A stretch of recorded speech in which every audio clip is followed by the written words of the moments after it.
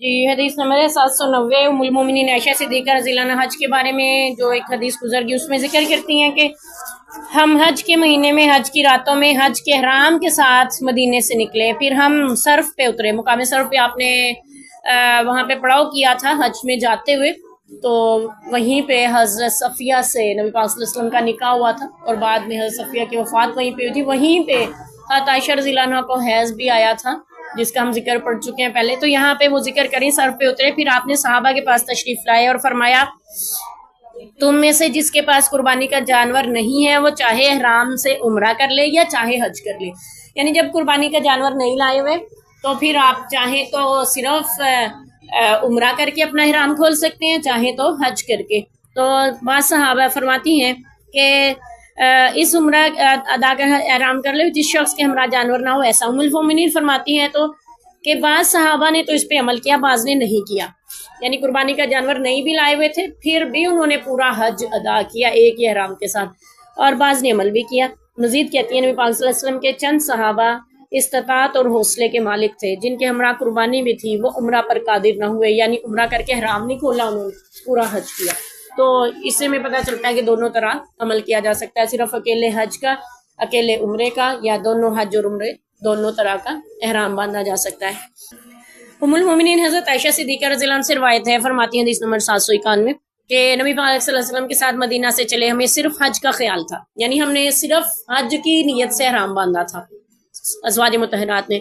پھر جب ہم مکہ پہنچے، کعبہ کا طواف کر چکے، تو نبی پاک صلی اللہ علیہ وسلم نے حکم دیا جس کے ساتھ قربانی نہیں وہ حج کے احرام سے باہر ہو جائے، بس جن لوگوں کے پاس قربانی نہیں تھی وہ احرام سے باہر ہو گئے۔ آپ کے ازواج مطہرات کے پاس بھی قربانی نہیں تھی، لہٰذا وہ بھی احرام سے باہر ہو گئی، یعنی انہوں نے بھی صرف عمرہ ادا کیا اور احرام کی پابندیوں سے نکل آئی۔ اور ام المومنین فرماتی ہیں کہ وہ حائضہ ہونے کے باعث بیت اللہ کا طواف نہیں کر سکی تھی، پھر جب محسب کی رات آئی تو انہوں نے کہا یا رسول اللہ، لوگ تو عمرہ اور حج دونوں کر کے لوٹیں گے اور میں صرف حج کر کے، کیونکہ وہ جاتے ہی عمرہ نہیں ادا کر سکی تھی، ایسے تھی، تو اللہ کے رسول ساروں نے عمرہ بھی کیا ہے حج بھی کیا ہے، میں عمرے سے محروم جا رہی ہوں۔ تو آپ نے فرمایا کیا جب تو مکہ آئی تو انہوں نے طواف نہیں کیا تھا؟ میں نے کہا نہیں۔ تو آپ نے فرمایا اپنے بھائی کے ساتھ تنیم جا، وہاں سے عمرے کا احرام باندھ لے، پھر عمرے سے فارغ ہو کر فلاں جگہ پر ہمیں ملنا۔ ام المومنین صفیہ نے کہا کہ میں اپنے آپ کو تم سب کا روکنے والا سمجھتی ہوں، تو آپ صلی اللہ علیہ وسلم نے فرمایا تم نے قربانی والے دن طواف نہیں کیا؟ صفیہ کہتی ہے میں نے عرض کیا ہاں کیا تھا۔ آپ نے فرمایا پھر کوئی حرج نہیں، چلو، یعنی ایک سبب بن رہی ہے، بیوی حیض کی وجہ سے رک گئے ہیں، اب صلی اللہ علیہ وسلم کہ اب چلو عمرے کا دل چاہ رہا ہے، جا کے اس نے طواف زیارہ جو ہوتا ہے نا، یعنی وہ لازمی ہوتا ہے حج میں کرنا، جیسے ہی آپ حج میں جائیں، حج کے لیے جائیں، اگرچہ آپ نے عمرہ نہیں بھی کرنا پھر بھی طواف کریں خانہ کعبہ کا، اس کو کہتے ہیں طواف زیارہ، یعنی زیارت کے لیے آپ آئے ہیں اور پہلا طواف آپ نے لازمی کرنا ہوتا ہے۔ حضرت عائشہ رضی اللہ عنہا نے یہ بھی نہیں کر سکی تھی نا، تو اس لیے آپ نے ان کو تنعیم کے مقام پہ، جہاں پہ اب مسجد عائشہ بنائی گئی ہے، اور وہاں پہ جا کے احرام باندھ کے نیت کر کے ان کے بھائی عبد الرحمن بن ابی بکر کے ساتھ بھیجا تھا کہ جاؤ اور ہم تب تک چلتے ہیں، فلاں مقام پہ ہمارے ساتھ آ کے مل جانا۔ تو پھر حضرت صفیہ رضی اللہ عنہا کہنے لگی اللہ کے رسول میرا بھی آخری طواف رہتا ہے، پھر جب حج ختم ہو جاتا ہے نا، حجاج نے واپس جانا ہوتا ہے تو پھر الوداعی طواف کرتے ہیں، ٹھیک ہے، طواف وداع اس کو کہتے ہیں، یعنی رخصت ہو رہے ہیں، وہ بھی طواف کرنا ہوتا ہے۔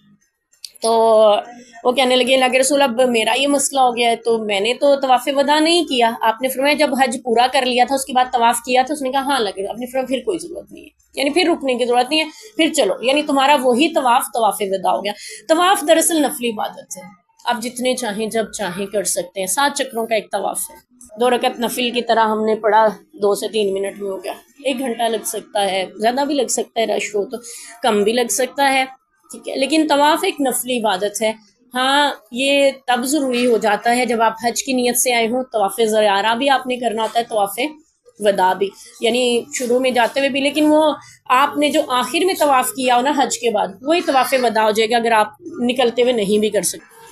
ام المومنین عائشہ صدیقہ سے یہ بھی حدیث ہے کہ 792 فرماتی ہیں کہ نبی پاک صلی اللہ علیہ وسلم کے ہمراہ حجۃ الوداع کے سال چلے تو بعض لوگوں نے عمرے کا احرام باندھا، بعض لوگوں نے حج کا، اور بعض نے حج اور عمرہ دونوں کا۔ تو رسول اللہ صلی اللہ علیہ وسلم نے جو حج کا احرام باندھا تو آپ نے حج کا احرام باندھا تھا یا حج اور عمرے کا دونوں کا احرام باندھا تھا. آپ اس وقت تک باہر نہ ہوئے جب تک قربانی نہ کریں, جب تک حج کے پورے ارکان مکمل نہیں ہوگے, قربانی نہیں ہوگی. قربانی کے بعد اپنے بال وغیرہ منڈائے جاتے ہیں, پھر آپ احرام کی پابندیوں سے نکلتے ہیں. تو یعنی عمرے اور حج کا اکٹھا احرام باندھا تھا, اور پھر پورا حج ادا کر کے, عمرہ ادا کر کے, سارے ارکان پورے کرنے کے بعد آپ نے احرام کھولا. احرام کھولنے سے مراد یہ نہیں ہے کہ آپ نے تب تک اسی کپڑے میں بندھے رہنا ہے. آپ کپڑے بدل سکتے ہیں, نہا سکتے ہیں, آپ احرام بھی تبدیل کر سکتے ہیں اگر میلا کچھ ایلا ہو جائے, لیکن وہ پابندیاں آپ پہ باقی رہیں گی. یہ مطلب ہوتا ہے, ٹھیک ہے. احرام لباس کا نام نہیں, احرام ان پابندیوں کا نام ہے. ہاں وہ لباس بھی ان میں شامل ہے. سر نہیں ڈھانپ سکتا حاجی جب تک حالت احرام میں ہوتا ہے, جتنی مرضی دھوپ پڑے. ہاں سر پہ سایہ کر سکتا ہے چھتری وغیرہ سے, کسی چادر سے, کسی ٹینٹ کے سائے میں یا درخت وغیرہ کے سائے میں, مکان کے گھر کے چھت کے سائے میں بیٹھ سکتا ہے. سر پہ کپڑا یا ٹوپی یا کچھ نہیں پہن سکتا. احرام کی پابندیاں اور احرام کا وہ لباس تو پہنے گا, لیکن اس لباس کا نام احرام نہیں ہے کہ تب تک آپ نے کھولنا ہی نہیں ہے, بدلنا ہی نہیں ہے. ایسا نہیں ہے, وہ آپ تبدیل بھی کر سکتے ہیں, نہا بھی سکتے ہیں گرمی کی شدت کو کم کرنے کے لیے, لیکن پابندیوں سے نہیں نکل سکتے. ٹھیک ہے.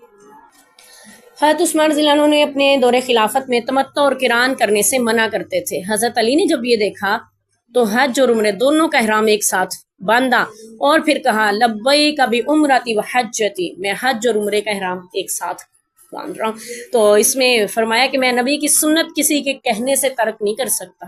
حضرت عثمان رضی اللہ عنہ کا فرمانا یہ تھا کہ حضرت نبی پاک نے جب اکٹھا حج اور عمرہ کئی نیت کے ساتھ حج کیا ہے تو پھر آپ لوگ کیوں تمتع اور قران کرتے ہیں یا افراد کرتے ہیں. تو پھر حضرت علی نے کہا کہ میں سنت کے ترک نہیں کروں گا. حضرت علی رضی اللہ عنہ کے بارے میں آتا ہے کہ یہ کسی اور علاقے میں گئے ہوئے تھے, غالباً بحرین کی طرف, تو یہ وہاں سے آئے تھے حج کرنے, نبی پاک مدینہ پاک سے آئے تھے.